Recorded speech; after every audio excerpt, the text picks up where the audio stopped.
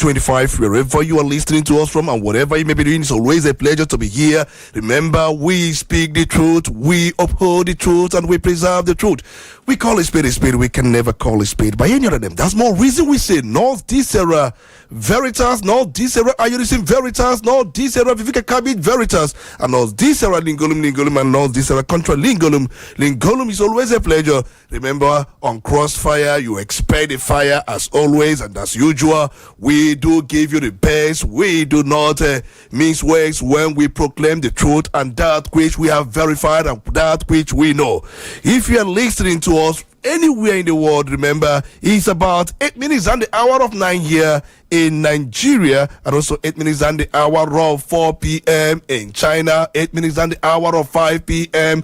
in Japan, and also 8 minutes and the hour of 11 a.m. in Jerusalem. The same applies to Saudi Arabia, and also 8 minutes and the hour of 5 a.m. in Brazil, and also 8 minutes and the hour of 2 a.m. in Chicago, Illinois.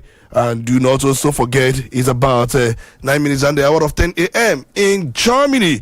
Wherever you're listening to us from, it's always a pleasure. For those of you who also want to view us live, just simply go to YouTube. All you need to do is type Udala FM or Udala Radio on your YouTube. Remember, search for Udala FM on your radio garden, and if you also go to our website www.radioudala.com.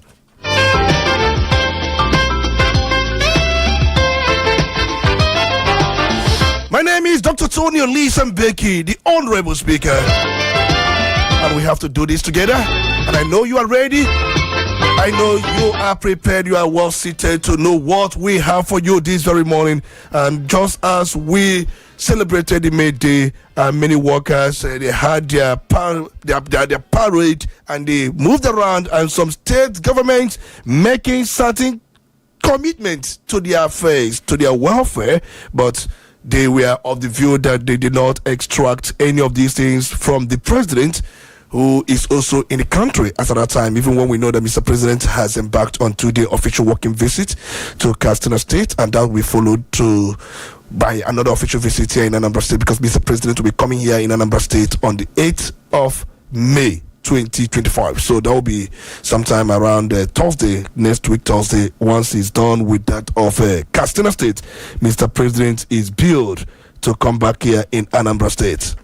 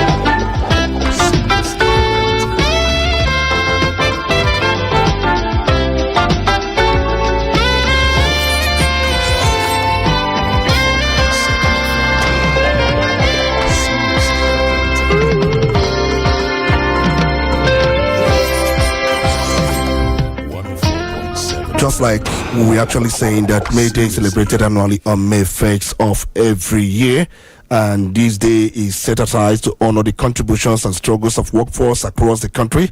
And we know very well that the Nigeria Labour Congress and the Trade Union Congress had their own field day that very day, and the celebration was all you care to know. In the 2025 edition, the team across most states was dominated by the recent increase in the national minimum wage to 70,000 workers used the occasion to commend state governors who had implemented or exceeded the new wage, while also calling out those who were yet to comply. In fact, in Lagos, workers celebrated the state's move to implement 85,000 naira for core civil servants, while urging its extension to all sectors.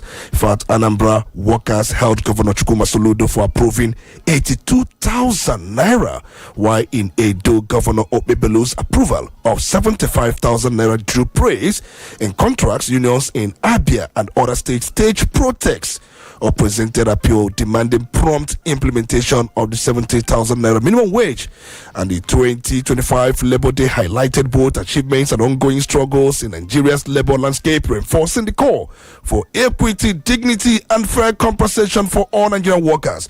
We'll be looking at the demands by the organized labor force and other things they actually want the government to do for them, especially to increase the minimum wage. They say that they settled for 70,000 naira. Would you believe that there will be no more increment on the pump price of the petroleum products, but that inflation in the system has taken away the value of such amount of money? And I'll be joined this very morning to look at this very issue and other issues connected therein. I have in the studio with me an erudite scholar, somebody who is an expert when it comes to the issue of economy, and somebody who has done extensive work on entrepreneurial studies.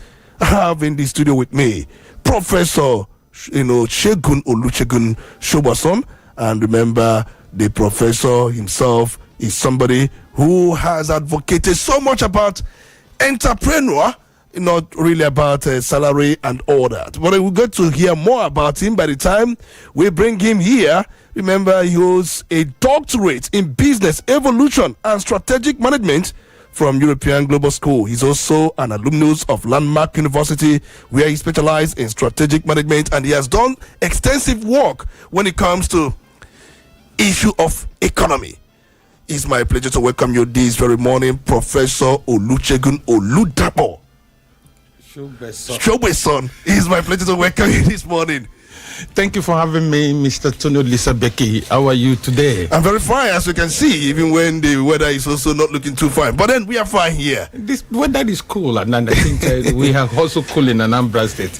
Perhaps because you've been walking around through the night, and you might not know the difference between about weather 3 days ago or 4 days ago. And it's also important we also let people know that you are the founder and director general for Onitsha Business School. Yes, by God's grace, I am the founder and the director general of Onitsha Business School. But the first profile you just read talks more about my son. Oh, your son? My son is also a PhD holder. Oh, okay. All right. He's actually the person that finished from Landmark University. Oh, he finished from Landmark, but then both of you share the same name. Yes, exactly. Oh, that's a very wonderful journey. Since you are coming to Anambra State in 1991, if I'm not mistaken, that's when you came here as a youth corper, and then since then you have gone from length to length. Of course, that is the essence of NYSA. It's just to introduce us to another part of the country that we might contribute our own quota towards the development of Nigeria. Let's get down to the business, but before we do that, let's quickly give you the political round-off stories, and then when we do that, we bring the issue of minimum wage before Professor Segun, and we give you that to let you know what is happening in different parts of the country. President Bola Tinubu on Friday called on governors to remain focused on delivering tangible results that improve the lives of the people, urging them to disregard armchair critics.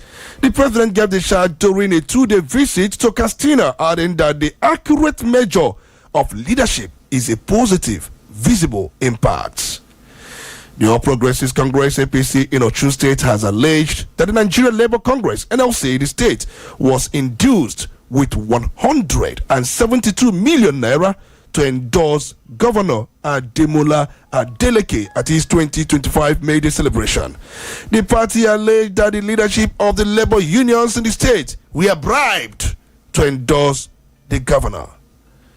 No fewer than 35 pilots have been injected into the flying officers pool of the Nigerian Air Force after they graduated at the 401 Flying Training School, Kaduna. The new pilots who will be deployed for national assignments, according to the Chief of Air Staff, Air Vice Marshal Hassan Abubakar, are to be involved in the ongoing operations in different theaters. A Lagos High Court sitting at the Tafawa Balewa Square Annex has sentenced Andrew Nice Ominokoron, a bus rapid transit driver in Lagos, to death by hanging for the murder of 22-year-old fashion designer Bamise Ayewola. The verdict was delivered on Friday, May 2nd, 2025 by Justice Sherifat Sunaike. Former spokesperson of the Northern Elders Forum, Dr. Hakim Baba Ahmed, has urged former Vice President Atiku Abubakar to abandon his long-standing ambition of becoming Nigeria's president. Baba Ahmed, who recently resigned as political advisor to President in the office of the Vice President, said Atiku, who has contested the presidency 6 times, should instead focus on supporting a new generation of leaders. The Independent Corrupt Practices and Other Related Offences Commission has launched an investigation into the management of the Nigerian Education Loan Fund. The probe followed an alarm raised 2 weeks ago by the Director General of the National Orientation Agency, Lanre Issa Onilu, that the universities were trying to sabotage the Tinubu-led government on the student loan scheme. And former Vice President Atiku Abubakar has called on Nigerian youths to confront the challenges facing the country's electoral process, including the manual collation of election results. Atiku stated this at the inauguration and conference of a political movement. Nigeria Youth for Atiku on Friday urged the youth to preside the National Assembly and also to prevail upon them to amend the electoral laws to allow for electoral collation of election results. In fact, in that very venue, he did say and also admit that the president may not sign the electoral amendment. A prosecution witness identified as PWAAA on Friday said that Simon Ekpa will soon be brought from Finland to Nigeria to face trial for supporting Nnamdi Kanu in the agitation for the Republic of Biafra. The witness, whose real name was not mentioned because of security reasons, stated this during cross-examination by Kanu's counsel, Chief Kanu Agabi SAN, at the Federal High Court in Abuja. And no fewer than 3 charges were raised by fire in the early hours of Friday in the Sango area of Ibadan, the Oyo State capital. The incident, which occurred behind the Fat Oil filling station around 4:30 a.m., reportedly began after an electrical spark from a plugged-in freezer ignited nearby combustible materials. And finally, the Defense Headquarters has confirmed the arrest of 4 security personnel aiding terrorist operations in the Northeast. The suspects include 2 personnel from the hybrid forces who had been working alongside troops to combat the insurgency. And those are your political roundup stories, and we now delve into the business of the day.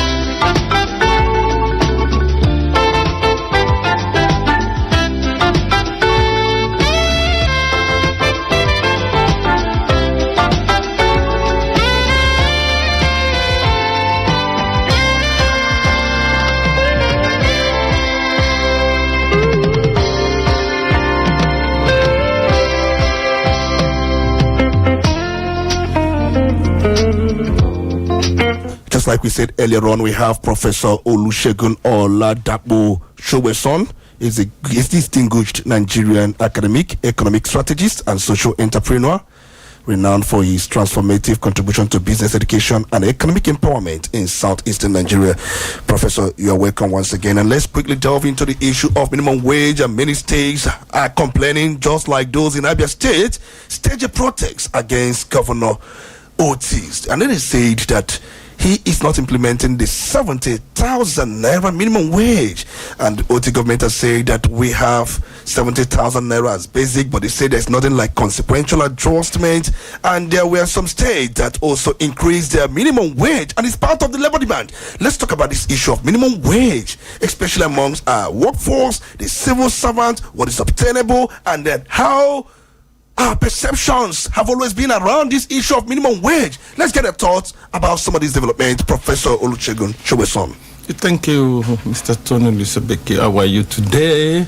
The listeners, I hope you are all right with us at the studio, because what we are going to discuss today is not only about the labor community, the organized labor community. The first thing we need to discuss before we talk about minimum wage, because a wage is a wage. Okay. And it's different from compensation, it's different from salary. Okay. As what I would call wage is different from salary. Yes, I think. Oh, yes. No, they're not the same thing. They're not the same thing. It's just we use some of this interchangeably, and that is what they use to bamboozle us, especially our political leaders. The truth about it is that all this thing comes from the two major concepts that we use interchangeably: the work and labor. Okay, the work and labor. Yes, the work and labor is what we are not talking about job, because job is still elementary. But the work and labor, we use them interchangeably. And labor generally refers to the physical and mental effort we put into production.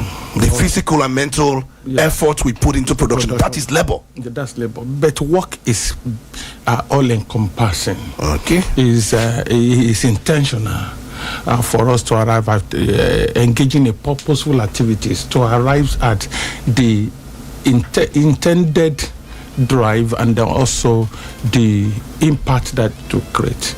So I prefer to discuss more about work than to talk about the labor. For labor, you talk about wages. For labor, you talk about wages? Yes.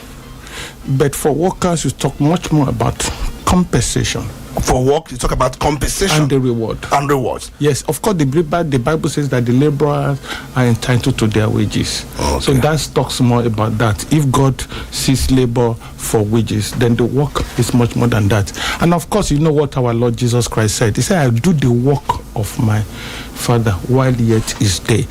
What it means is that it's not saying I'm labor in the garden of my Father. Okay. Because the reward of work is beyond the instant gratification that you receive. Or the reward for work is beyond the instant gratification one receives. Yes. So work is all encompassing, just like you said. It's all encompassing.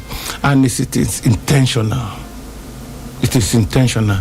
Even though a lot of people talk about their interest, because there is a difference between intention, and interest.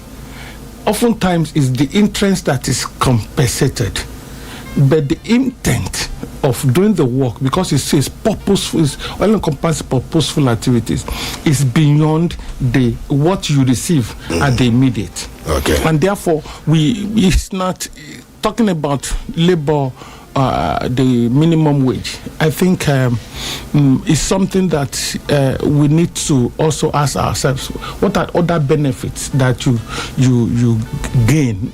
What are the other compensation that you receive while you work at a place? And often, work is directly related to social and economic development. That's work for you now. That's work for you, because it's all encompassing.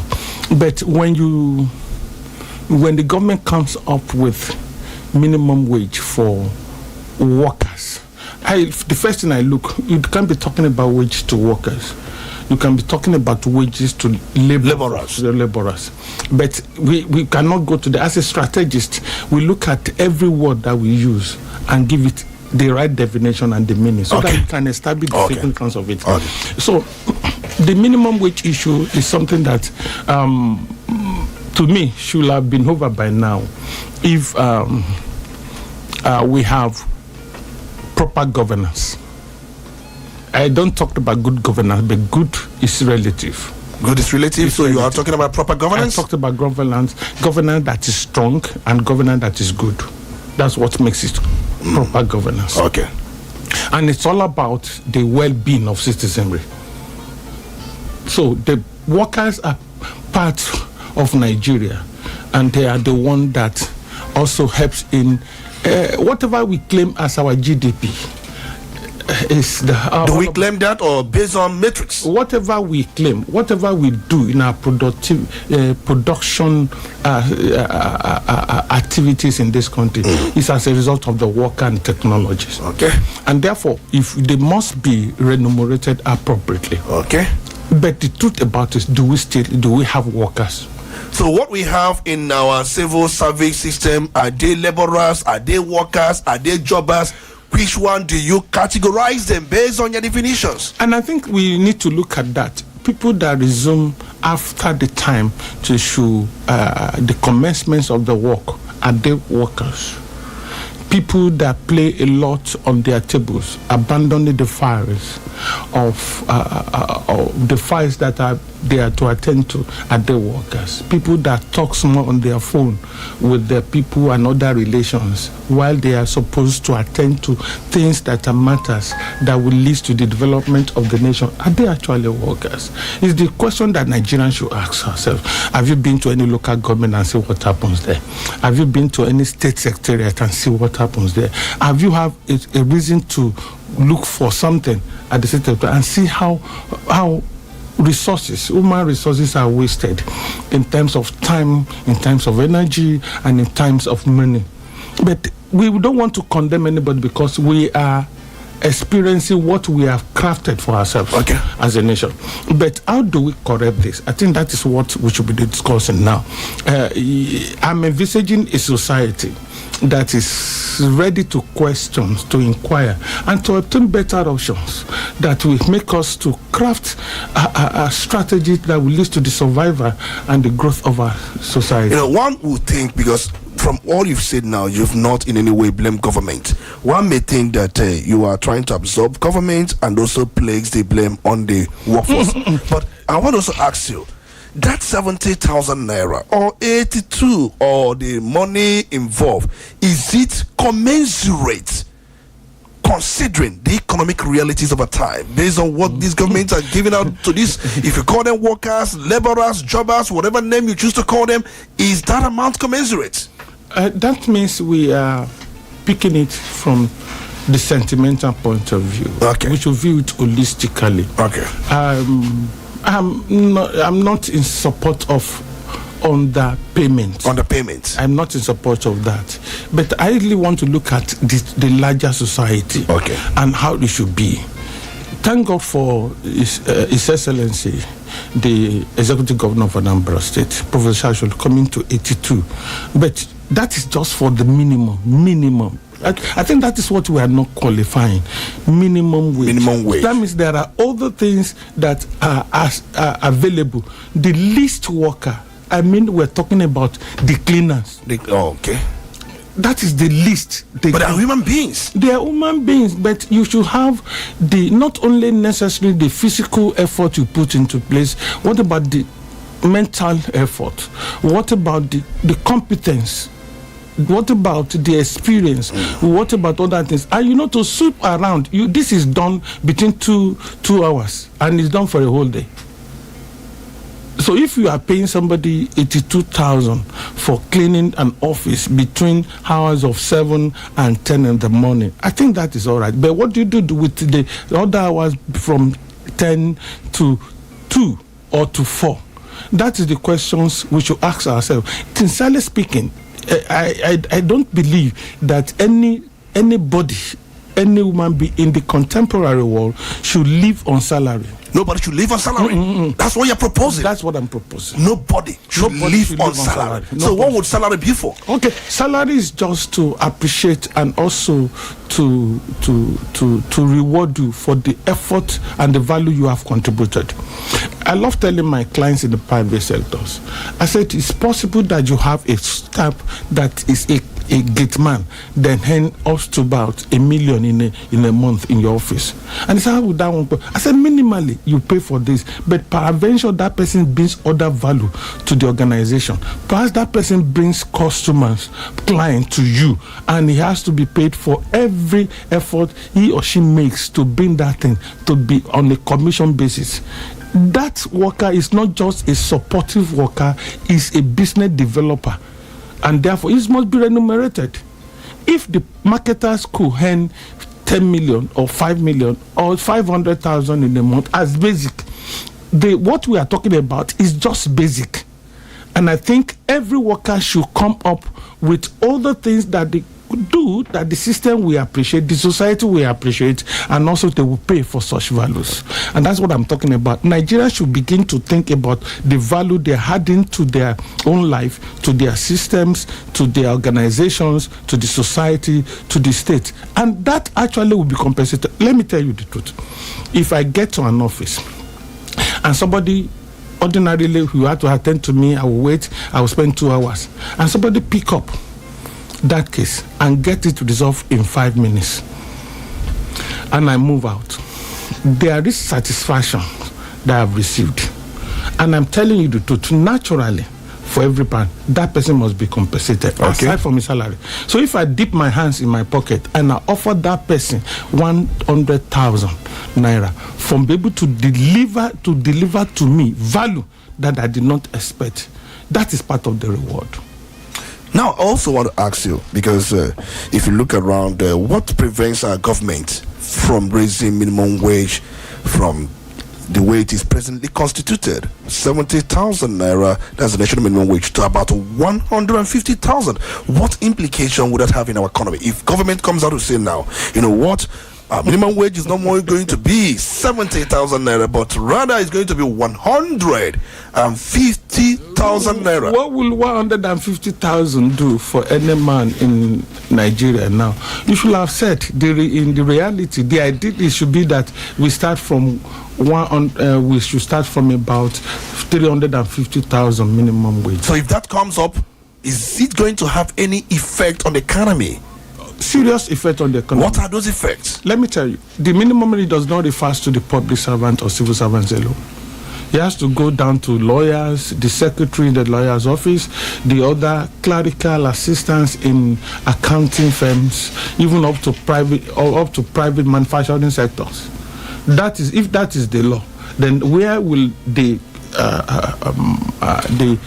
private sector be able to? How would they be able to pay, even if government pays for their own workers? And now, how many are these workers we are talking about to the population of employees, employed individuals, and unemployed in Nigeria? Combine all of them together in Nigeria, they are not up to 10 million.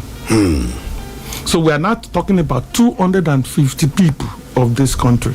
So if you said it should be 350, of course the people in private sector will also increase whatever is that cumulatively, and in that cycle you have that money to be valueless.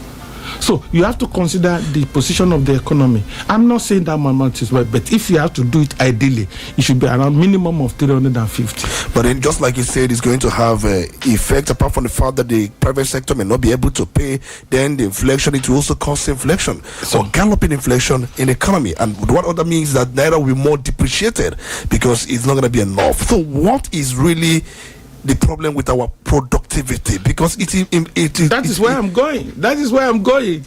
And I said, until when we redefine state of affairs in Nigeria, when we engage in strategic transformation of our nation, when we begin to look at what kind of orientation we should have, what kind of revitalization which we engage in, the restructuring we discussed. I talked about 7 halves of strategic transformation, and the first one I discussed anywhere I go all over the world is redefinition. We need to redefine our existence. We don't have meaning. We just live. We just exist. There is no meaningful crafted direction for us as a nation. We don't have grand strategy. If you ask me, where is Nigeria going to? The answer would be, I don't know. And just ask anybody, including the political elites, they don't know. And that is what is making us to do whatever we like, just for us to exist. But in every ecosystem, there is order. And if there is in every ecosystem, we also have workers. Just look at termites, insects, They are well organized, that there are people, there are part of them that are into production. There are part of them that are into to fighting against intruders, and so on and so forth. So we have division of labor, they are well organized. And even the Bible tells us that, look at you, look at how you are behaving. Go and learn from hand. That means once somebody tells you to go and learn from hand, that means there is nothing in your brain. So we've lost out in what I call the way we handle things, the power of our hands, the power of our hearts, and the power of our head. Most of the times we look at what we should have in our hands without considering what we have in our heart and what we have in our head. So until when we have alignment between what we have in our hands, our hearts, and our head, then we begin to think right.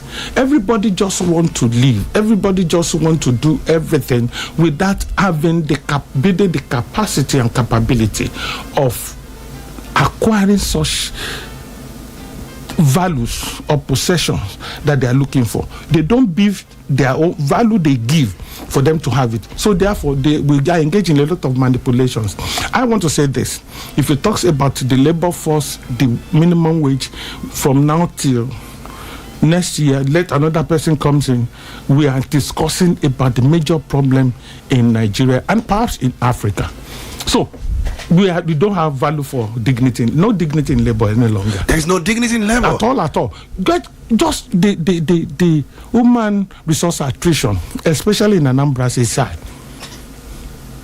Every employer of labor will tell you that they are sure 40% of their workers are now returning after December. Why? Because they are seeking for greener pastures. There is no greener pastures in any way. It's within you. How? Your greener pasture is within you. Because there are sometimes you'll be in environments that do not support what you may want to do. You may need to go to the environment that supports that creativity in you. What about that? I think I've been around here for 34 years. Permit me to tell you, when I was a youth corper in Anambra State, in Adazi, I need to be precise, that I served in Ranco Manufacturing Company before. We were 7 core members that were sent to that place. But do you know, within that system, I became the head of department of 2 departments. I think... and apart from that, okay, the society rewarded me for the voluntary work that I did. I did free lectures at Ojako Memorial, Agulu Girls, Bobendov, and I came back. And when I was leaving, you see the gift that I received from the kings, from the Igwes, from the society, the community leaders. You say that society pays for every value you give. Society pays? Yeah, society I'm pays. asking, does our society presently pay for any value? They pay for where society. They celebrate money? No. They celebrate money without asking where the money is from. It's a natural thing. Leave that aspect of it. It's a natural thing for the society to pay, to reward every value you give. I'm telling you the truth. It could be because we are rewarded. Does it mean that everybody could be rewarded? It's not for all that I've done. People that I've trained, all my mentees, or people that pass through to me, they are attesting to this fact that the society pays for it. Let me give you this talk. Right now, I have 3 of my mentees and people that I've trained that are working with the government. They don't know anybody, but they are EA to government. So one of them is an essay.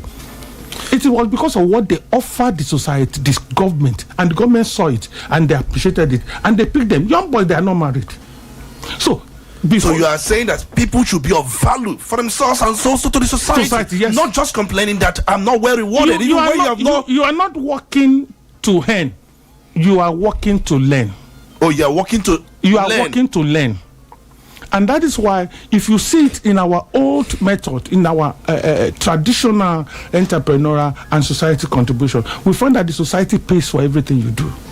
What you need is what you are giving to the society. But let's leave that one. Even when you are working for somebody, believe that you are working for yourself. And it is not what they are paying you that is your reward.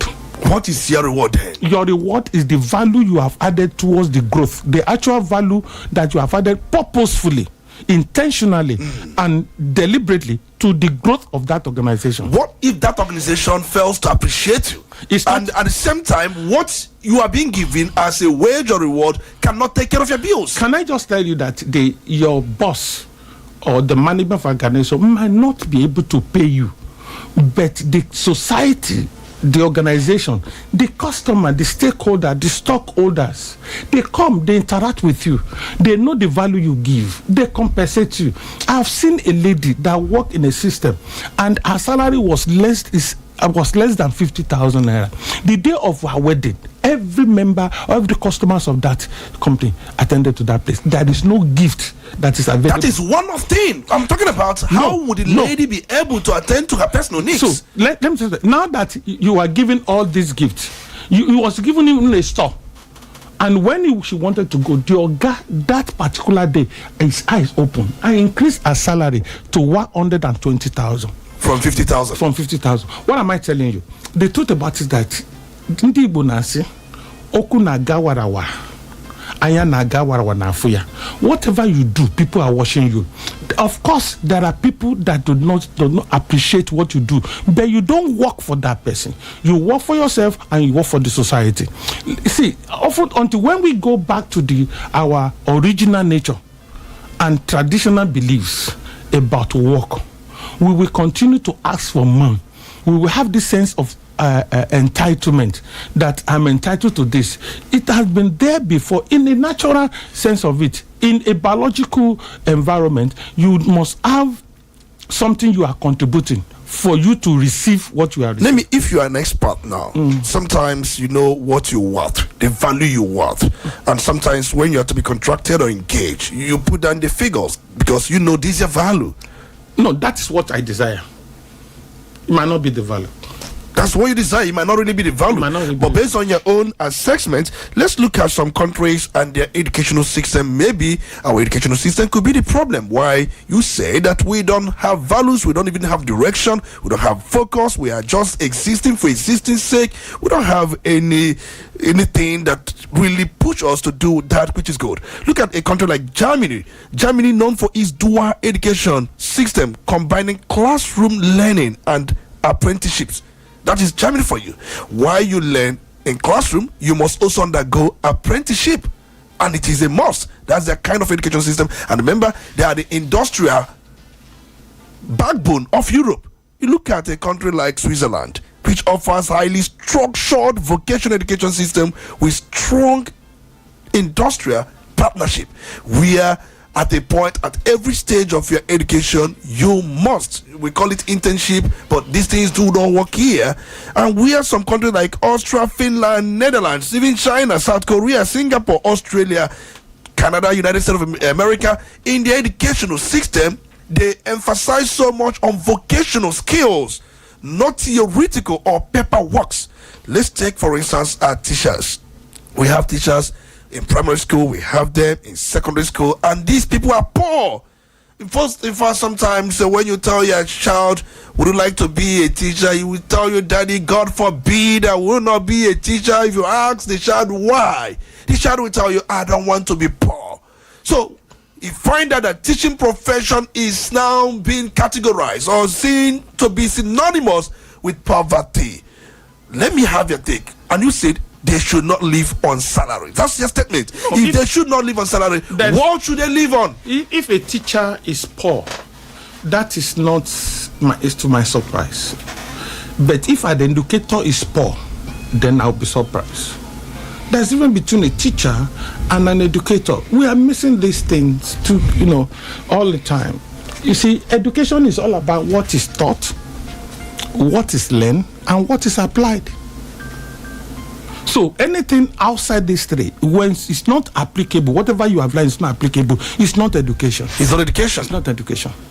So educator is somebody who ensures the application of what has been learned and also put into practice. An educator is one that makes sure that not only that it's going to teach you or instruct you on what to do, make sure that you acquire what is intended and you are able to apply it. So what's the difference between an educator and a teacher?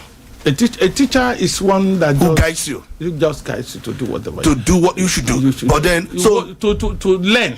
Now the question is: those in our secondary and primary school, are they educators? Are they teachers? They are supposed to be in secondary school. At NC level, you are trained to be an educator, not to be a teacher. Not to be a teacher. We don't have teacher training school again.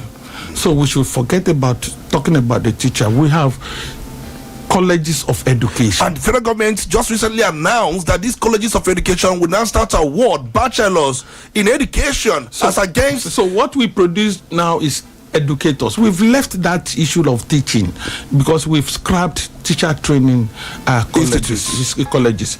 Let me tell us the truth. In our curriculum in Nigeria is designed with intended learning outcome. Okay. But those places where you mention, they design their curriculum based on towards intending learning outcomes. Okay.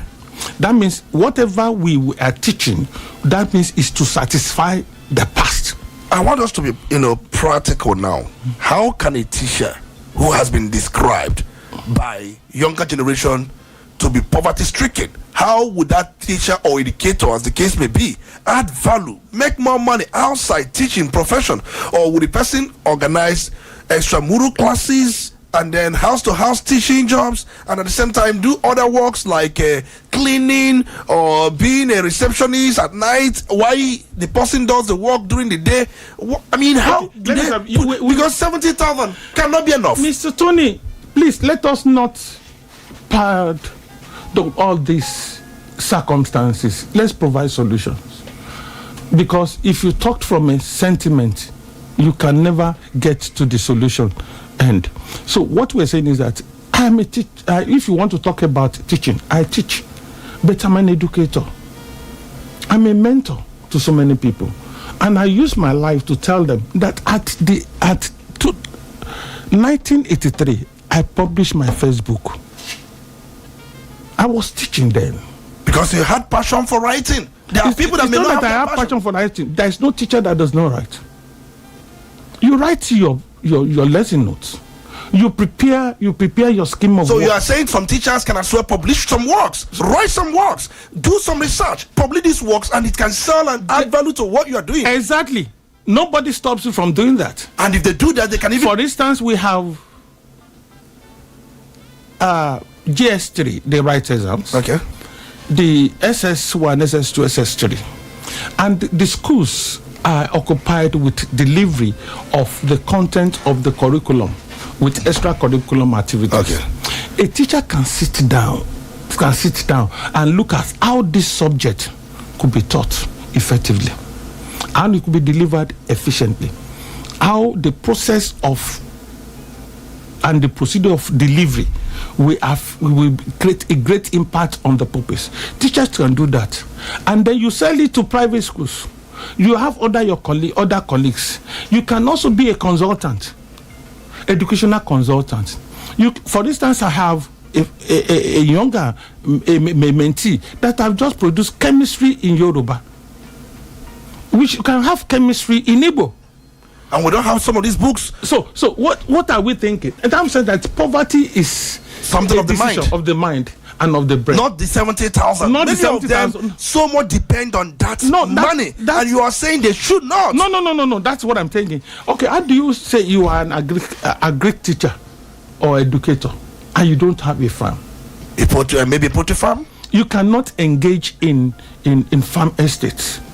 You don't need to be there, but you can teach the local people contemporary farming techniques. And you can group them together in cooperatives as an agric expert. You can go into agricultural extension.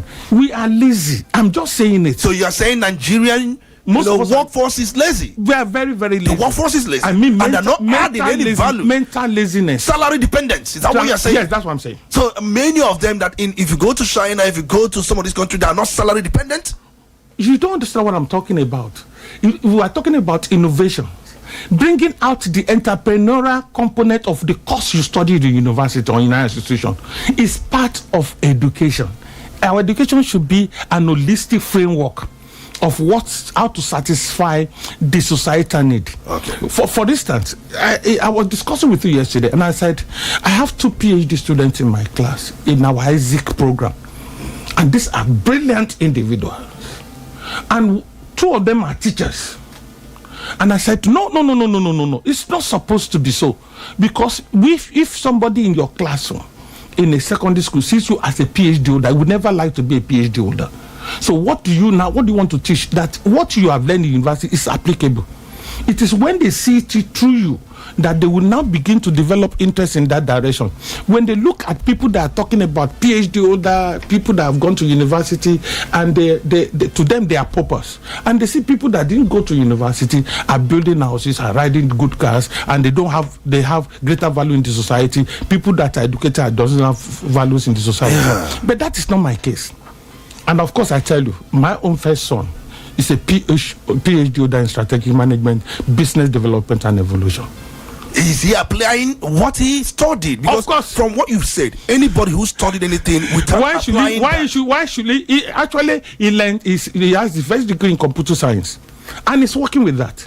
He's a consultant in that area. In fact, he developed the app that the road safety is using to detect fake driver's license. Oh, he does? Yes. So, he did that. Now, I want to also take you on some issues, because you are saying that when you do not apply whatever you've studied, that is incomplete. It's incomplete. And when you cannot even apply it, there is difference between applying it and you don't have the capability to apply it. Okay. See, a lot of people, they know what they have studied, but they don't understand what they have studied. And that's why they're poor. That's why they are poor. But for instance, I studied chemistry, my first degree. Okay. From University of Lagos. I also studied metallurgical engineering from Yaba Tech. Of course, biochemistry from UI. But I practice all of them. You practice all of them? All of them. Whatever you've studied, you try to practice. I practice. And that's the entrepreneurial aspect of the I have systems that engages that. My sister, we analyze for industries and for NAFDAC to date. I develop products for companies. By God's grace, I developed sunscreen soda, I developed Pacalin, I developed Fevran Hay. But I study chemistry. And you still teach? I'm a professor 24/7. I develop so many products, and people that listen to me, they know what I'm talking about. You see, you don't study any course just because you want to go. You have the mind that when you finish, you go and work somewhere and they'll be paying you salary, and that is the wrong intention. Let me give you some courses that are very, common in our system. If you go to university, public administration, and you see some people studying Igbo linguistics, and then you see some people who study history, theater, art, and history. How can they apply these things to make extra money outside teaching? I can give you some of our students from Isaac. Isaac is Industrial Skill Acquisition Application Center. That's whatever you study, it can industrialize it. It can be industrialized. Yes. Whatever that is studied can be industrialized. Exactly. If we have this in Nigeria will move on, because we don't have industrialization in this country. Let's speak history. Okay, let's take history. Let's take history for that problem. You are from what village? Sorry? Osumo. A title holder. Yeah. Thank you, Chief. Ishi Akedu. Do you have the record of history of Osumo? Of course I do. You have the physical history? I have the written one. Written one? Yes. What about your family tree? What about Umunna? The history of my Umunna? Yes. Written? Yeah.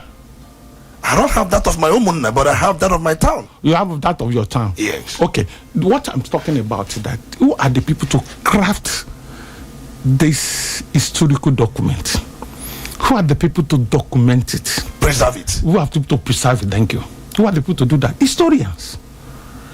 You can get to a family and said, can I document your history? They will welcome you. And they will pay you very well. No, you just do it. And when they do it, they read it at Umuna, past during the Christmas period, and you are the one to present it. You find out that the goodwill presentations of money they will give you will be more than what you have done. And from there, somebody will say,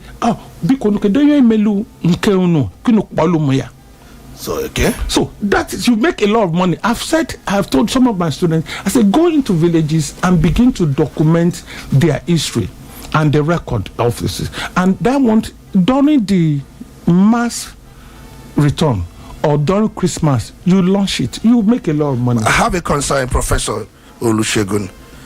My concern is, why is it that those who pass through apprenticeship, they did not have formal education, suddenly turn out to be the richer people in the society, whereas those who pass through this education system we are talking about become poorer and even serve them. Is it balanced? The truth about it is that what you develop in a learning system is you develop the cognitive domain, the affective domain, the psychomotor domain. These are grammar, because I know about... I'm coming. Definitely, because they learn not by writing down or cramming what the teachers are giving. They learn by through the sense of modalities. They observed, they feel, they walk around. They have a better understanding of their own ecosystem, and they are not only known to their boss, their Goga, they are known in the community of those that are involved in that business. And therefore, there is no reason they have acquired the necessary skill, tactics of engaging in that business. They know where to go and get this. They know where to go and get this. They know how to approach customers. The customers' relationship management, they learn it naturally. And again, the resiliency spirit. The resiliency spirit is that they lived with their Oga. And that when they wake up to fetch water, they wake up, when they come back, they will wash the cars. They have to leave their homes very early.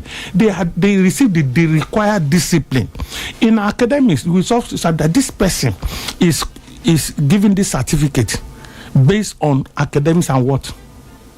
Character, learning and character. So these are the things that the Igba boys as imparted into our people, and because we work very early, they come back very late, they will still go to market, they wash cars, they wash clothes of them. They've learned how to make use of their time. They can coordinate themselves and to expect a particular reward. And that is why even when money is not available to anyone that actually buy the boy, and listen to me, that person will come back again, because they have acquired all the competencies and the skills that is required for any trader to survive.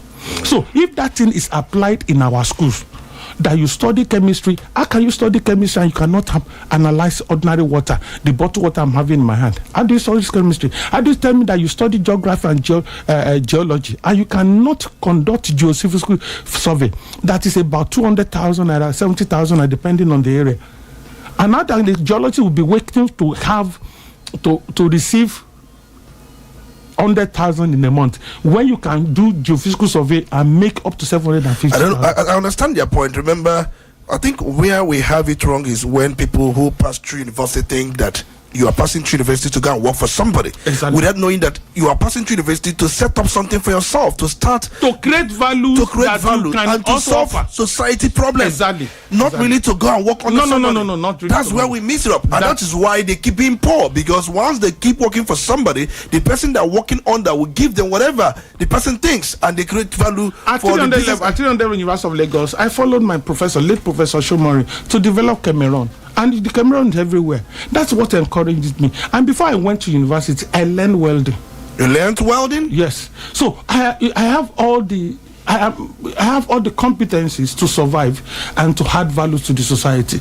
And what I'm saying, that all these students and mentees that are passes through me, I always tell them that multiple streams of income is what leads to prosperity. Multiple sources of income. Yes. Nobody should just rely on one source. Oh no, that's not. It's not. Okay. Now, remember one thing. This is still Crossfire on Udala 104.7 FM. We have Professor Olusegun Soweson here in our studio, and then he has been taking on some of these issues we have here. Let's talk about our politicians. Where some people will say our politicians appropriate a lot for themselves and pay us peasants peanuts, if I'm to use that word. That many people are concerned about what politicians take for themselves. And they are saying they have taken our common patrimony. The money belongs to us. Why would they take, large chunk of money for themselves? They drive luxurious cars, buy properties, buy this, buy that in every part of the world. And now they will come back to workers and say, we are giving you 80,000, 100,000, 150,000, when the money is our common patrimony. What do you have to say about this? I think we are still discussing about the problem, not about solving it. People you call politicians are political merchants. They are political merchants. They are political merchants, and they have mercantile orientation. So they are not there to serve the people. They are not to provide ethical leadership. They are not providing ethical leadership. No, they cannot provide the leadership. They are also doing their business. They don't have it. They are doing their business. They came into politics with their money. Oh, with their money? Yeah, their money. And they invested their money. They invested their money, and they must recoup that money. Is that what is going on in the country? That is exactly what we have. They are political merchants. We have not trained politicians. We lost the first grade of politicians during the First Republic. To treat people that are sincere. But from that time till now, they are political merchants. Political merchants? And you don't expect anything from them. They have mercantile orientation. And you know what? If you have read Merchant of Venice, you understand what they should do. And that's exactly what they are doing. They will sell fake things to you. And if you buy it, you are done for it. Everybody comes to tell us that we're going to provide water, we're going to provide roads and light. That is what I've been hearing for of course, at my age now. I know how many years I've spent in academics, up to 60 years in academics. So I've had this over and over again. And anybody when they come again, they know how to manipulate us to get what they're looking for. And one thing about it, once you get into that level, no matter the kind of mindset you have developed, is they fraternize among themselves. It's a serious court. Oh, that is for politicians. They have their language. They have their language. And yes, they are kind of a corporation. You said it's a serious court. It's a serious court. What do you mean by that serious court? Forget about what you hear outside. You will understand it until when they are still struggling. Merchants, they compete among themselves. Customer bear with them here. You see, in the evening they will drink together. Oh, they will drink together. Yes, they will bicker in the morning. Yes, and people will follow them to bicker. And in the evening they will drink together. They will wine together. Just get to Abuja, you will see them. And get to even Oka here, get there. They are friends. So you know about Natasha and Babio, differences. Do you think that after their quarrel they will still come together and wine together? It's possible tomorrow. Is it possible it's tomorrow? Possible tomorrow that Natasha will be another wife to Babio. It's possible tomorrow. It's possible. And people are following them in their fight. No, our problem is that we don't learn. The Nigerians, I don't know whether it is where they manipulate our brain and why. We don't even know these people. We don't know them. If we know them, we will be able to deal with them at the right time. But the problem we have is that they give us what we want. They don't give us what we need. Okay. That's the case. That's the case. And they don't understand what they do. You see, I love telling my students that there's a difference between government and governance. Government is a system, but governance is a process. And how do you handle a process to somebody that does not know the process engineering? How will he be able to manage that processes? So they come into the place confused, and they are there based on their interests. There's no good intent. No intent. Among all there is no intent. There is no intent. What are you saying? All of them, or majority of them? Okay, there are a few of them that. And again, when you are even good, you are in their midst. You have your handicap to express yourself. The way they think, the way they reason. Even when you are doing things from the private sector, they are seeing you as somebody is sponsoring you. When you are adding value to the society, they see you as another competitor that's opened the eyes of the people. When they are doing what is good, they say this guy cannot be trusted. You know the reason? Because how must he be doing this thing without anything is expecting from it? But the truth about it that you live your life for humanity and for God purposes. Professor Olusegun Sobeson, I know many people would like to ask one or two questions. I know you have other engagements, and then I also understand that it is also a tight schedule on your own part to bring you here. But we're going to open the phone lines. Possibly you take one or two questions, or three or four, as the case may be, and then you listen to what our listeners may add to what you said. Remember, this is Crossfire on Udala 104.7 FM Onitsha. This very lovely Saturday morning, today being the 10th of May in the year 2025. Remember, you can watch this program live on YouTube. Please go to YouTube and watch this program live. Just type at Udala FM. You can watch this program. You can see Professor Olusegun Sobeson, and you can also see myself here. And let's quickly open the phone lines because we have so much to talk. the professor has given us another form of orientation, the way we think and the way we perceive things, and then the need for us to add value. And he has challenged every one of us to be of value, that education is something that you must apply. And then he told us the difference between labor, wage, and also teacher and educator. He gave us a lot of exposition this very morning. Let's quickly open the phone lines for you to come in and then ask questions, make your own comment, and invoke the parliament. And we can also do that at all time. You have to call 0803 221 6971 0803 221 6971. You can also call 0803 827 6694. We have the phone lines already ringing. Let's know who is on the line. Good morning. You're welcome. It's good to have you. Yeah, very good morning, Dr. Tony Sambiki. You're welcome. Chidi Chukuma reaching you from board this morning. You're welcome. It's good to have you. And very good morning to you, our dear professor. Thank you, Mr. Shidi. God bless you. Good morning. Yes, thank you, and thank you very much for coming to us with this impactful analysis, impactful lecture this morning.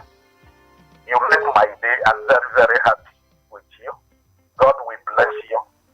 How I wish that every workers, or whether the workers or laborers will hear your voice this morning, because I learned a lot from you. Now that I can see the difference between the laborer and the workers, wages for the laborers, reward for the workers, can see the difference in there. When somebody adds more value to what he's doing, he becomes a worker and not just a laborer. So our employees should know where they belong, whether you are just a laborer or workers. Now, it reminded me what happened, and that means whether we are ready for this kind of change, because something happened between the people that work in the ministry of this work ministry, our work minister, the minister of work. He closed the door at a particular period in time when he discovered that they didn't come very early enough for the work, that they come just anytime they want to come. So at a very particular time, he closed the door. And did you see what happened? They attacked him, said that you are very harsh. You are just new in this ministry. Why did you lock us out? They attacked him, and instead of the government to intervene, to help him to bring such changes, he was asked to apologize to them. Because why did you lock them out? Did you ask the reason why they usually come late? Whether it is a hold up or whether this or that. You can see that our people, whether we are ready for this kind of change, you can see the difference that we are peculiar people, and these people, this thing we are talking about, is obtainable outside the Nigerian jurisdiction. Because if you go to Europe, US and other places, you will see the workers there. But here in Nigeria, everything is just as you like it, because most of the time you spend your time selling either jewelries or reading newspaper or drinking of tea or even selling of cosmetics. At the end of the whole thing, you go home and started demanding for reward. But today, you have shown us that the reward is for the workers, but wages is for the laborers. So Nigerian laborers, when they are demanding, let them know that everything is correlative with the duty for the right. All right. And whatever you are demanding is correlative with the duty.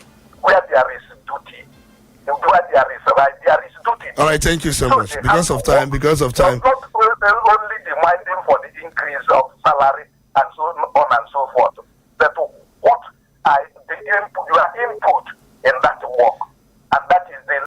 All right, thank you so much. I have to let you go because of time. Others are on the line waiting, and many would also want to come in. Good morning, you're welcome. It's good to have you. Good morning, Oli Sambeki. Good morning, you're welcome. Professor, ẹ káàárọ̀ ńbẹ̀ wọn. Ẹ káàárọ̀ ẹ kú ojúmọ́. Adúpẹ́ lọ́wọ́ Ọlọ́run email Adalusa. All right, my dear. My name is Wanganga Mokoma. You're I welcome. want to thank you for your lecture this morning. I have been noting so many things down. One thing I discovered is that Nigerian environment is so hostile to talents.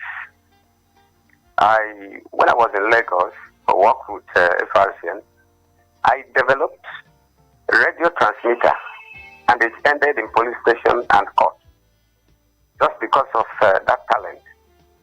This is where we are going to work immensely, because our people are talented. Nigerian people are very talented.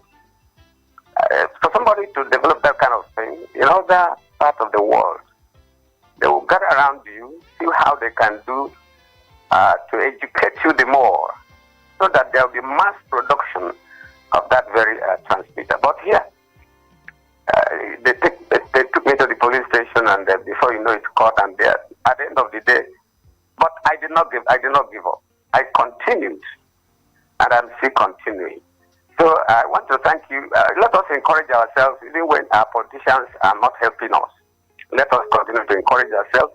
Maybe one day, because of our efforts, God will give us leaders. But presently, we have rulers. Good morning and welcome. All right, thank you so much for your. We're gonna come back because, Prof, I know you will react to some of them. Some of these statements. We have somebody who has talent, get locked up at the police station. Good morning, you're welcome. It's good to have you. My name is Comrade Walton. I'm calling you from Onitsha. You're welcome. Please go on. Welcome, the professor. I'm delighted to listen to you. You see, that thing we are talking about, an average Southeasterner, would always welcome a person with value, irrespective of where you come from. Unlike the narrative being paraded in social media, in our political space. Okay? People that brings value is what we need. And I know you have a lot to say in your stay here with us. Okay? It is not left for me to tell you that, but going to the issue at hand, I would have loved you to, organize seminars, lectures, where you talk to our undergraduates, especially. These are the people that, you change the perception. Because that mentality is always there. When I finish, when after my youth service, I will be employed, I will stay in one office where AC will be coming out, I will wear my long tie, and see, this kind of mentality, in as much as our government played a very negative role, to shape this mindset, because we have seen talent in this country, but government is not even doing anything to develop it.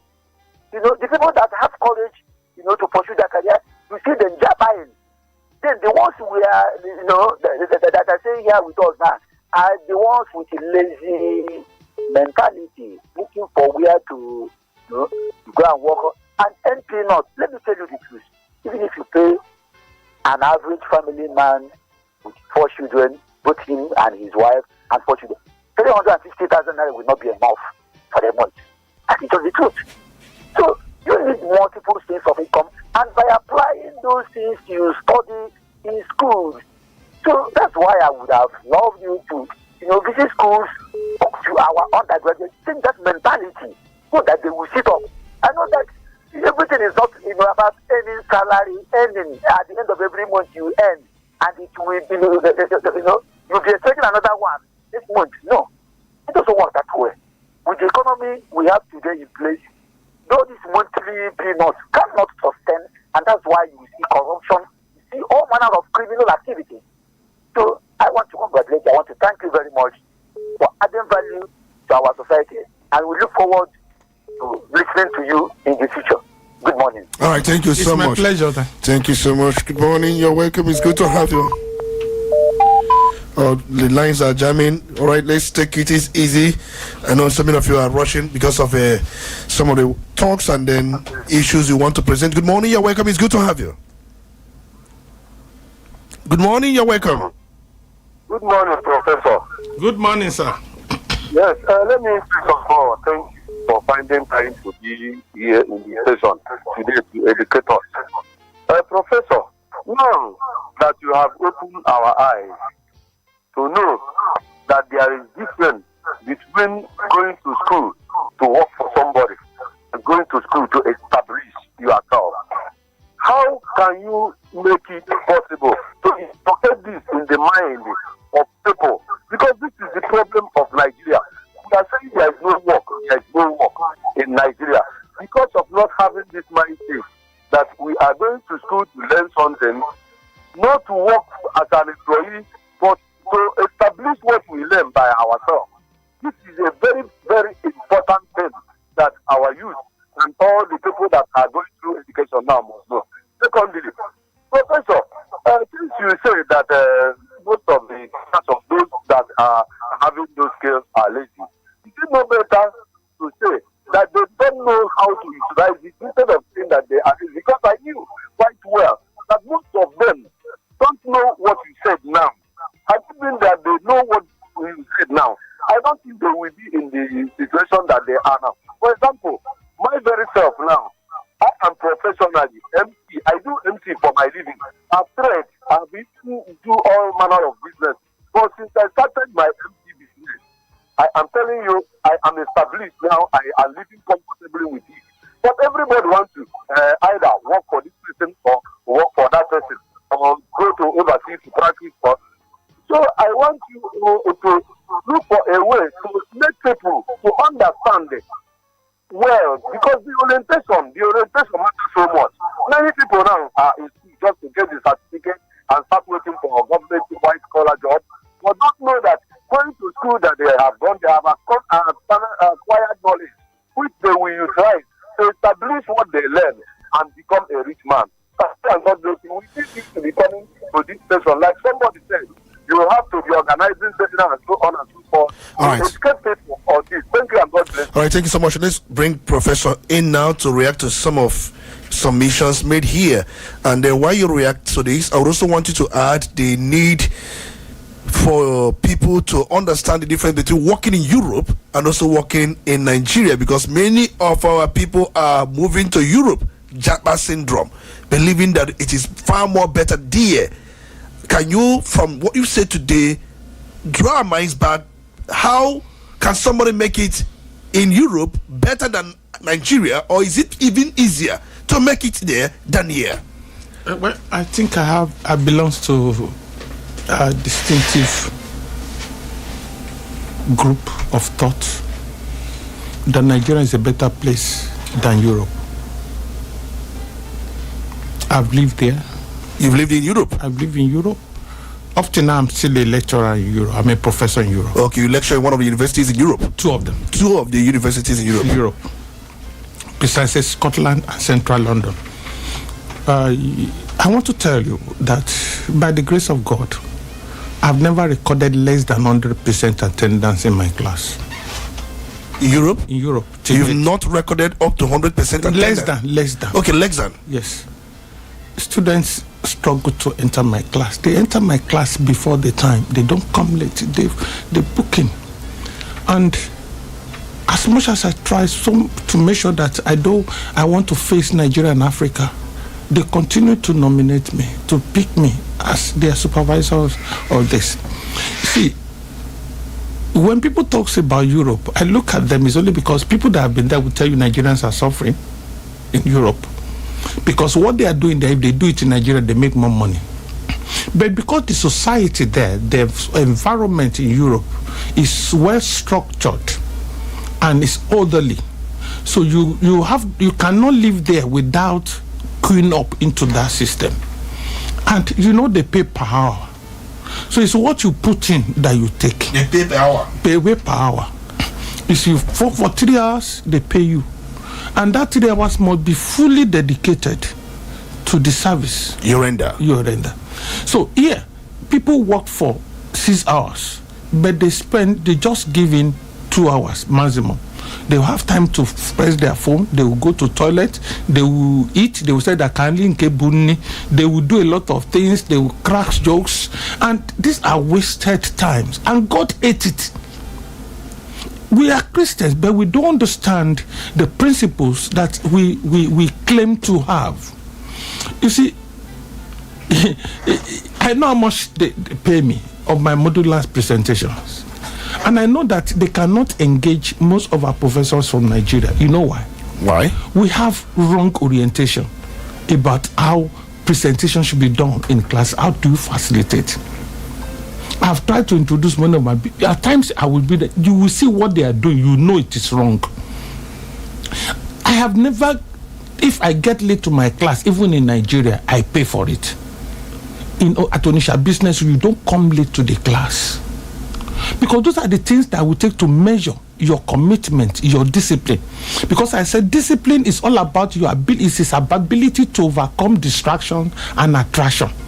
That is my definition for discipline. So here in Nigeria, we have reason to fail. We have reason not to do anything. We have so many reasons and excuses to do illegal things. So in a system that is well structured, you don't have, it's not that they don't have crime, but when you want to work, you must work. You are paid. Just the first time I was going from Heathrow, I went to King Station. And I met so many Nigerians begging for money. Begging for money? Money. From Heathrow Airport to... I said at the King Station, I wanted to take the international train to Scotland, the Edinburgh. And I saw them. I wept for my nation. You wept for your nation? I wept for my nation. You saw Nigerians begging for money? Ask Professor Patu told me. I wept for my country. You know the reason? These are the people that left to greener pasture. But they are in a dry pasture. Brown and red pasture. Nothing green about. But there's so much greener pasture in Nigeria. I've been telling people right from my childhood that God will not. It's not a mistake from God for Him to have created me in Nigeria. So whatever I need is here. When I had my award as the best graduating student from my university, Chevron came for me to work for them. I told them I'm not going to work. You're not going to work for anybody? They said I should come and work for another company, banks, Intercontinental Bank. I refuse to work. You refuse to work for anybody? I don't want you to pay for my destiny. I don't want you to buy off my destiny. When I won national award, the South Korea government came as the best copper. The South government came for us to be taken away. The people that have left up to today, they are not better than me. So what I'm saying is that it is you creating a vision for yourself at the first instance. Okay. And we need mentors to do that for us, because these young people need somebody to guide them. So I don't advise, if you ask any Chinese man, Indian man, have them as clients, he says Nigeria is the best place. Let me ask you, because since you brought this issue, can I finish up with this one? They'll tell you that Nigeria is the best place to make money. Best place to, that's why many of them are here. We can't see. We are blindfolded. We cannot see opportunities, even in Onitsha. There's so many opportunities here. Great one. But we are not seeing them. My student will tell you, they are now exploiting it. When I came, I said, the opportunity that's available in waste management alone. Waste management? Yes, that...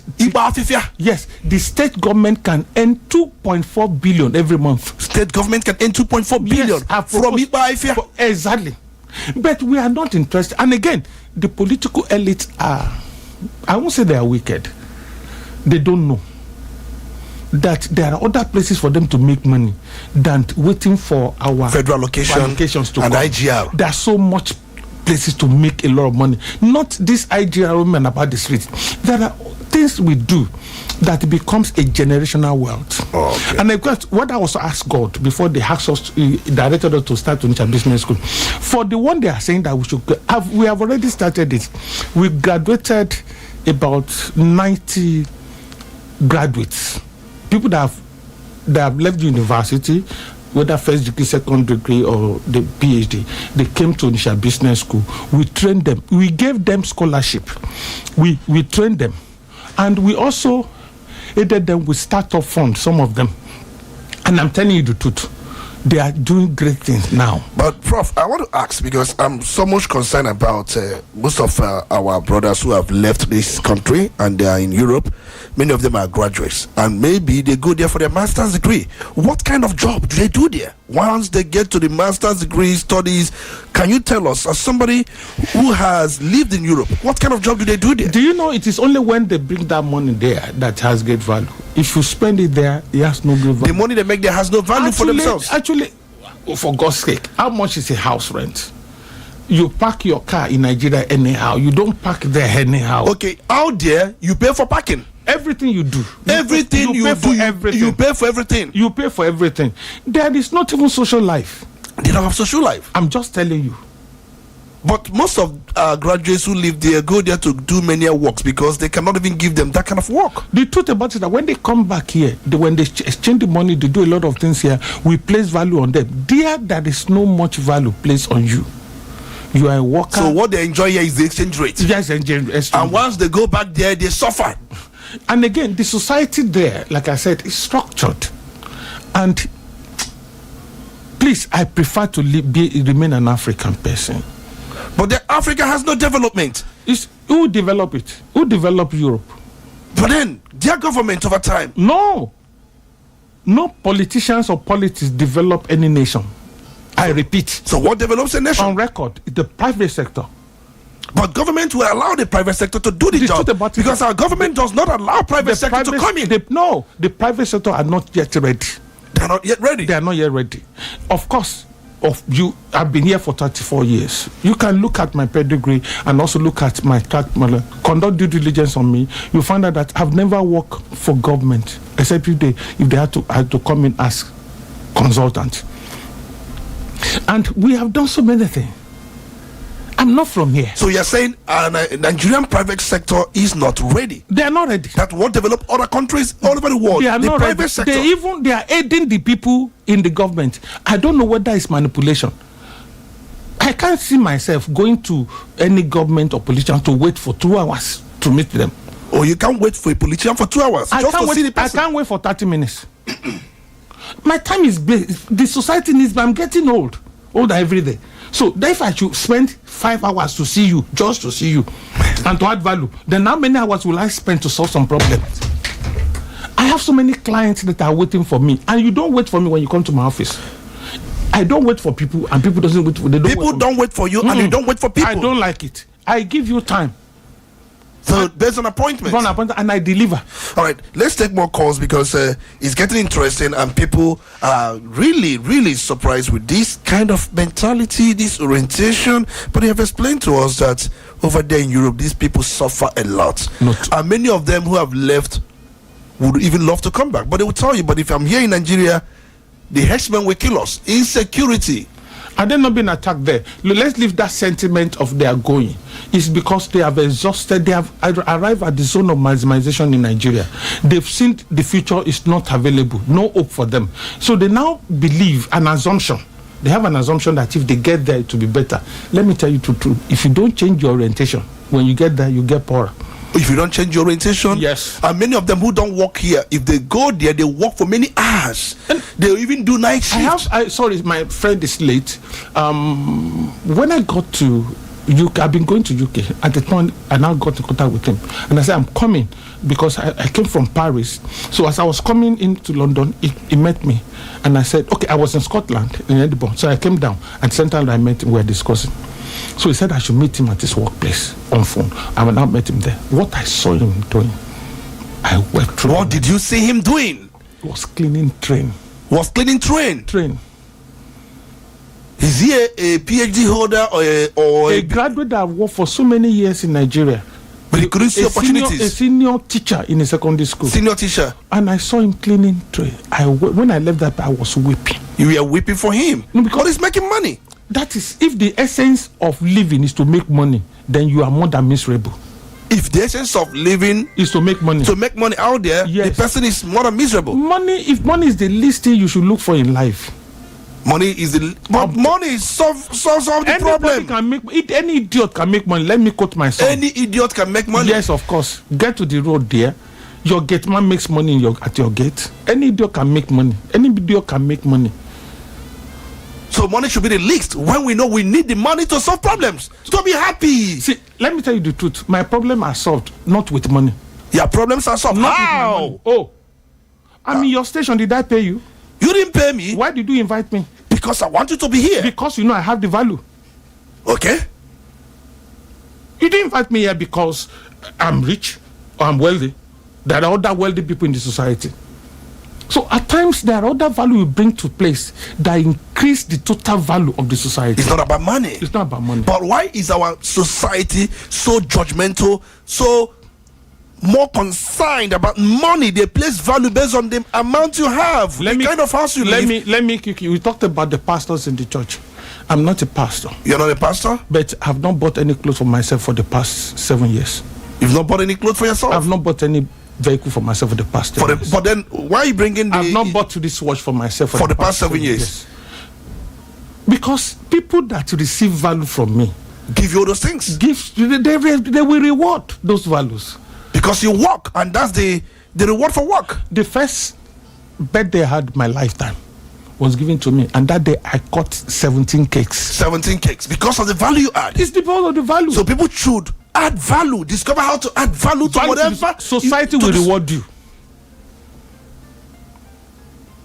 Okay, let's take more calls and let's go back to the phone lines. We have so many people on the line. Good morning, you're welcome. It's good to have you. Good morning, Mr. You're welcome. And sir. Oh, Bawoni. Daluso. From Onitsha. You're welcome. Please go on. I respect the professor in the studio. His exposure. He's a very intelligent human being, if I may use that word. Thank you. It's my pleasure. But there are some certain things he says I may not concur totally. Because I believe, number one, no matter how you are, the society where you belong matters a lot. You understand? There's something you said about you work to learn and not to earn. That particular one, I disagree totally with it too. Because a hungry man cannot even give you a very good work. No matter how intelligent that person is, when you eat, that is when your brain and your senses will work well. You understand? So I will just take that by when you are working to earn and as well to learn. Because just like myself now, I have worked with a Lebanese man. You understand? He's only, as in, what he wants from you is just to see a way to ship you. You understand? Then as much as you know that you are doing everything that you, as in your brain, everything you expect, yes. If you don't protest, you will not even increase anything concerning your allowances or your salary. You understand? So if you are working with that kind of person, maybe you are learning. At the time, there are some work you need to forget about earning, just to go there and learn. There are some experts you would like to work with. You need more things to add to what you know. You don't go there to go and seek for money, but to get so many things from that person. That one, even if they don't pay you, you know what you're going there for. But not always in your lifetime. Maybe thinking about learning without earning. In Nigeria, you will die off. Then, on the other side, talking about a young graduate and looking for a way to establish yourself. The environment we are is very strong. Just like he mentioned geography. Before you practice as a geologist, there are some materials you will need. Some of them are not even lesser money. You cannot even buy it more than less than $1 million. You understand? You see yourself and your family where you come from. You understand? So there are so many things. Like an engineer that I am, there are so many instruments that you cannot buy to even practice on your own. You need to go and work with anybody before you get some of those things. You get money to go and buy all those things. You understand? Just like a friend that I had, he established by producing. I should not mention this. All right. There was something he produced. He was. Because of time, we've got your point. Because of your point, please. Yes. He was struggling to stay in the society. Do you know that now that came with the seed that the guy is now establishing? Now that came just to destroy the guys. All right, we got. Let's allow Professor to probably engage with you. You know, you may stay on the line. Excuse me, I think we are giving it different meaning. When you talked about job to earn and work to learn, part of the thing you do as a worker is that you are on a job. You can be. It's possible to remunerate you on that job, but I want people to understand that work is a broader concept, and you work to learn. It is at your workplace you exhibit your talent, your gift, and your giftings. You'll be able to confirm whether those things you have in you are truly are correct or right. You've learned of that. You've also learned about your environment. You learn about the other people. You learn about how to advance the cause of humanity. That is what called list, because works is also to create impact. And until when that impact is established, there is no proof of your work. You may have evidence of attending to work, but you need proof of that work. And it is on your daily learning that you improve your capacity and your capability. If you don't increase your capacity and your capability and your competencies on a job, then you are just a jobber. And I love telling people, the first work I did for a private sector, Inlands PLC, the day I appeared there, that was the day they employed me. And they promoted me that day.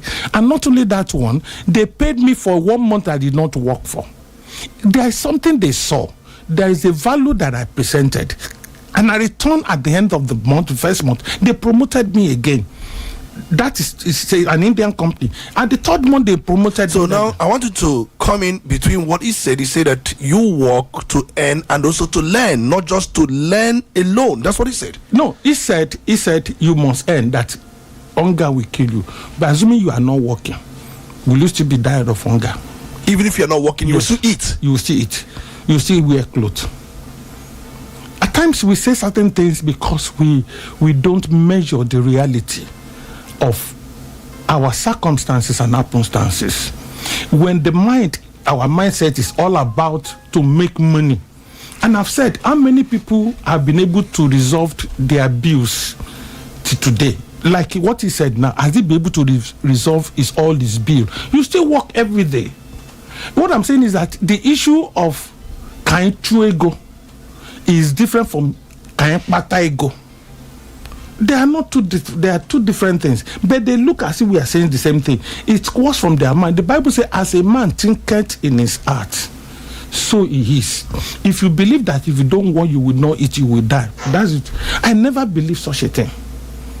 I said, look, until when the concept of life becomes real to us and is in alignment with the purpose of our livelihood and other things, we will continue to struggle. Prof, there's something you said last night, because last night when I was talking with you on phone, you did say that people do not think of adding value without any reward, that people should learn first how to do voluntary works without any form of expectation. Exactly. That it goes a long way to define the value you bring in to the system, to the ecosystem. But our society is not in any way primed to think that way. No, we are primed to this time, but something happened to us. Okay. It's an error. I said it's an error. We believe it's when we work, we make money to take care of our bills. Okay. And I said, it looks like that. But that is not the ideological base, the fundamentals we should think about. You are working. When I was doing my postgraduate in University of Lagos, at times I will not go to work. But do you know, before everybody comes back, I will clean everywhere, the front, everywhere, even your glasses, your windscreens. People that have not been able to clean, I will make sure that you go to clean your neighbor's glasses. People that live in the same house with me, okay, outside, I will clean it. People, they will come, they will see, I will arrange certain things, they will know that something has happened to the compound. And do you know what they come in the evening? They now started looking for who does that. And they find out that it's me. At times I will go to our, where we have the water pump. I will clean up of our gas and everything. I just feel that I should not be idle in the house while people have gone to work. But I was not doing it to earn money. But do you know one thing that happened? The day I got job, that was when I knew that people will reward you. As I parked my car, my official car, and I was about to leave because I was posted then from Lagos to Southeast. Do you know the envelope that I received for that day from people was more than my 3 months salary? That's goodwill. That's goodwill. Because that's something that I did. But if everybody does that, it means that nobody gets anything because you are one out of many. Even in Europe, they will ask you in your CV if there is no any voluntary services you have done. That don't have value for dignity labor. Oh, before they employ you, they will ask if you have done any voluntary. United Nations. I'm a United Nations ambassador. I've heard that one twice. See, our problem is that we believe that our existence is on that wish we can earn. It's not of him that willeth, of him that runneth, but of the Lord that showeth mercy. The race is not to the swift, neither the battle to the strong. Some of these things we have learned, it is what we give.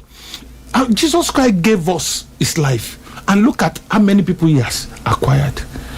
I didn't meet Jesus on the earth, but he has multitude for followers. It's because of the value he brought. So is that value that we should come to our mind first, and then every other things will follow. All right, let's go back to the phone lines. Good morning, you're welcome. It's good to have you. Good morning. You're welcome. I'm calling from Onitsha. You're welcome. Can you stay away from your radio set? We are having a hall back here. Can you move away from your radio set? Okay. Can you hear me now? We can always hear you. Just move away from the radio set, please. Okay. Good morning, Prof. in the house. Good morning, sir. Yes, I'm calling from T-shirt. To be precise. What's your name? Yes, I'm interested in what you just said as educator and a teacher. What is your name? Let's begin with your name. Kedua Fagi. My name is Okaf Original. You've called before now? I haven't called before. I'm just calling for the first time. All right. Somebody said Ogene before, but go on. Should I go on? Okay. So what I'm saying is the emphasis you lay is on quality and what somebody has inside of him. You say that money is not the epitome of everything, but the quality of what you have. And from the professional side, I'm seeing of you, what you are impacted, what you are impacted on the inside of you, and how many stayed here for more than 30 something years, as you just said. Apart from hearing or what the program that is presenting now, how do we get your own level of experience? I mean, to those youths that are thinking of, that are coming up, so that it cannot be those who are just a big consumers, but that we should be productive in our own time, knowing fully well that we are just marching on the ground and we are marching on top of the money. And you can just believe me that everybody that comes on the township, his own basic end is just to get to know something and to crown it with money. So what I'm trying to say is that very value we are talking of.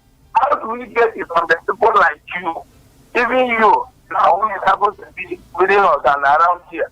So I'd like you to help us, even if it entails organizing a symposium, a seminar, or something or so for those people who are doing, who has future, who wants to know more or a little a glimpse of what you knew. Don't worry.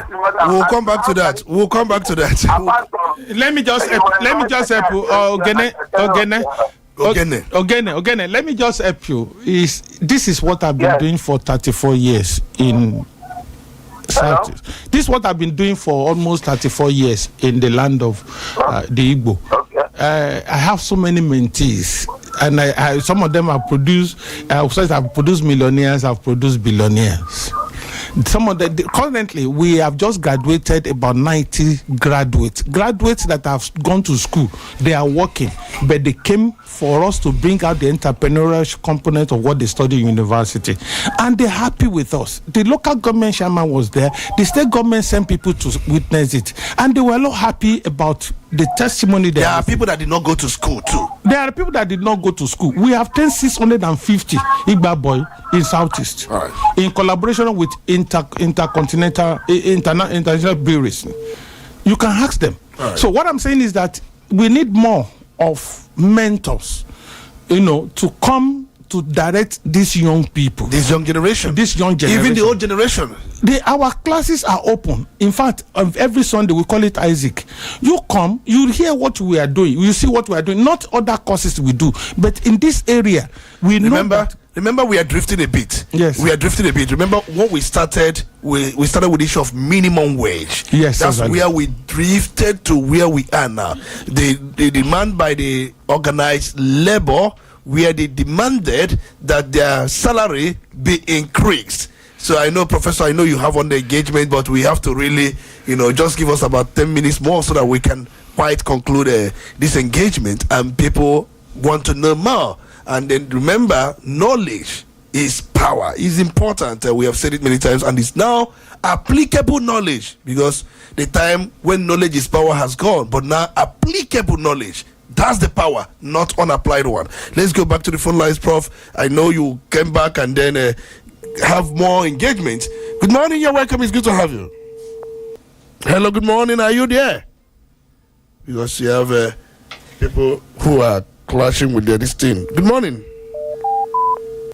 Sorry, these lines are clashing, and then we have to really quickly wrap up, and we are gradually coming to an end of this very wonderful section. Crossfire, good morning. Wonderful morning to you, Dr. Tony Ritambeki. You're welcome. Get to the studio. Good morning. You're welcome. Thank you. Good morning to you. Honorable Dick, and I'm calling you from Onitsha. You're welcome. Yes, I agree with the prof as concerning the politician. Most of the politicians, I also agree with him on the Bible quotations. But on the Nigerian structure, I beg to disagree. Hard work pays. There's no two ways about it. But the fact remains that it's not the same privilege that we all Nigerians enjoy. Okay? During the war, some students of the UNN developed what you call the Ogunigwe. And presently, the people in Oka, they manufacture local den guns. Now also, in Niger Delta or in South, you have what you call modular refineries. Okay, these are people's potential, what people develop by themselves. And the government has to frustrate most of these things. Okay? But when it comes to some region in the country, they just give a waiver to them. So most times you find out that these politicians, or the way this country is structured, is not helping people who are industrial, if not for what the Igbos are known for. We would have been nowhere in Nigeria today. Honorable Dike, that's your position on the issue of Obunigwe University of Nigeria. I've seen a professor who was at that time, who has refuted this assertion we have held over time. Yes, he said he said what happened was not what was actually presented, and it's one of us that he wasn't government. That he wasn't government. Let me just so that we don't. Excuse me, sir. I can pick from where you are coming from. I'm not done. Yes. With my question. You see, because of our time, because what I'm trying to say is Nigeria kills potential. Nigeria kills people talent. I know what I have invested in this country. If the government could give us a little side of the list, give us a conducive environment, let me here with it. All right, we've got the point. Excuse me, let me just tell you, each time we talk about government, that is the manipulative spirit that they have invested us with. I have never, like I said, I finished from University of Lagos as a student union leader. I was the best student in my department my year, and I made up my mind not to ever depend on government. When I won state award in Anambra State, Dr. Chukwuemeka Isife gave me employment and gave me a plot of land at Ifitoka, even though I've not received it today. But I love telling people, even when Ogene of Adazi, the late Igwe, said I should work with him, I refuse. You know the reason? I don't want to be caged. I know I carry something in me. If each time you depend on government, if I tell you about my disappointment, not about the Nigerian government, other governments, including local governments, is southeast, you will just begin to talk. But I don't give up because I know they don't have it, and I don't belong to their group. So I begin to look at other ways of getting things done, and I never believed I would become a professor. I was a consultant, a chartered industrial economist, and I was working in the Southeast before I had to upgrade my knowledge in academics and other things. But when I became a professor, I asked myself questions. That was in Europe. What is it that we can to give back to the society? And of course, as a Yoruba man, the first thing is to think about Southwest, but I thought about Southeast, and we are doing it. We are seeing results. See, let me tell you the truth. If you continue to complain about government, they know that we are depending on them. And that is why they will continue to deal with us in that way. But when we decide to go on our own, somebody's talking about you need money to buy equipment, and I asked, what equipment do you need? When I was establishing the first industrial laboratories of the Niger, RDM laboratory, I didn't look for anybody. The money you are looking for, let me say this, the money you are looking for, the funding you are looking for to get certain things done is with you. I will explain. Funding has 3F. From self, apart from self, you have family, friends, and fans. Your fans are the people that appreciate what you are doing. They are fans. Yes, that part of your customers. And if you are a businessman, you don't need money to start business. You need money to trade because it is buying and selling. But if you are a businessman, you don't need money. If you are a professional, you don't need money. For instance, you know about geophysical survey for borehole. You don't have the equipment, but you know that you can do it, and you know the person that has the equipment. You go to the person that needs it, discuss, get the job, go and pay the person that has the equipment, hire it, do the job. By the time you do 3 or 4, you have it. That is what entrepreneurial components of the course you do. If you wait until when you have your money, equipment, you don't need to have the equipment. You don't need to have the equipment. You can hire the equipment to get the job done. You don't need to have equipment. You don't need equipment to be a printer. You don't. There are things you don't. It's because but people don't think that way. No, it's because of the way we think. So at times when we say government, I just say, let's forget about government, because some people think because I'm Yoruba man, I'm getting some help from somewhere. I've never received any help except from God. except because Tinubu is your brother. Yes, if you say it's my brother, yes, he is. But just like Professor Shah Soludo is my brother. Oh, Soludo is also your brother too. So just as you are my brother. Okay. So I have so many brothers, but I don't allow my life. I'm so much concerned about the 3 Fs you mentioned. It seems that you have abandoned it. The 3F is this. If on your phone, you have so many contacts. Okay. Is that not true? Yes. How many of them are you connected with? That's the question. That's the question. So it is your network that determines your net worth. Oh, your network determines your net worth? Yes. And those are so no man is an island of his own. No man is an island of his own. And how you manage it, because I love to talk about relationship currency. Is the currency the hardest currency in the whole world? Is relationship currency? Yes. If you don't manage the people you have on your contact very well, when there is need, that you don't need to be burdening them with money. And most times when people do call them, it's all about money. It's not about money. And they won't pick their calls. So the truth about it is that there are concepts, content, and also knowledge that we need to acquire to help us to deliver ourselves from the hand of depending on these government people. And that will make, when you are no longer depending on them, they are forced they will not be forced because you are no longer recognizing them. And that is what we pay politicians. It pays them when you are not recognizing them. When you don't play your value to them, it pays them because they want you to worship them. They want you to respect them. And I cannot respect somebody that is not responsible. So at times what we do is that you ignore their dictates. Do what you should do. And I'm telling you, they are the one that will come to you. Our problem, we have that mentality that government should do it. When I won national award, they gave me 25,000. I came back to Anambra, I donated it to Anambra for take-home philosophy. Oh, the money they gave you for national award, you donated it back to the government? Take-home philosophy, I donated it. It's not money. I don't need money, because when money is available to you, you begin to think you begin to think less human. Okay. But when you don't have that money, you can think wider and outside the box. Prof, thank you so much for your thought this very morning. Thank you for having me. You have really changed the way and manner most of us think, because one thing I pick out here, because somebody who called in and said, Prof, I studied this but I don't have money to have this equipment. But I say, no, since you know what to do, you can hire those equipment, and sometimes you can even hire it on credit, and by the time you get the work delivered or done, you can still pay the you don't.